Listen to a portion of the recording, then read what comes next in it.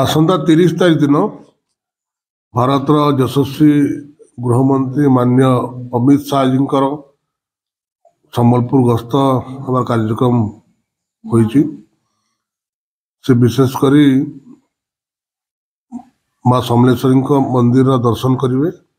एवं संबलपुर पाखे सिंदूरपंग निकटस्थ कुदोपाली जो कुदोपाली रे वीर सुरेंद्र सायंकर सान भाई वीर छबिल साय तथा तांको सहित 57 जन शहीद इंग्रेज मान सहित लड़े करी गोटे दिन रे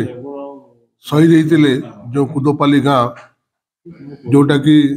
आज ओडिशार द्वितीय जालियानाबाग कहले अत्युक्ति हम ना। तो से स्थान को आसी अमित शाह जी तथा सहित श्री मुख्यमंत्री मोहन चरण माझी जी तथा आमर संबलपुर सांसद तथा केंद्र मंत्री धर्मेंद्र प्रधान महोदय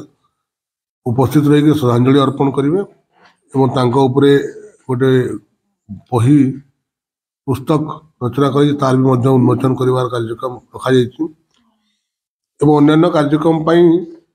जिला प्रशासन आउ कि कार्यक्रम हो पार भी प्रस्तुति कर।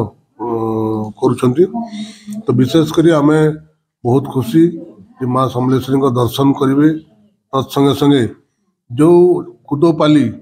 जोटा आज ओडिशार द्वितीय जालियानाबाग बोली धराजीव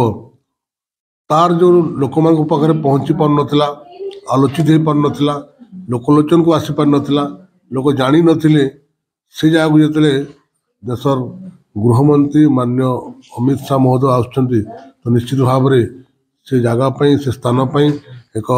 शुभंकर अटे। से स्थान को आज लोक जानवे और से स्थान को गोटे कि भाव में स्मृतिपीठ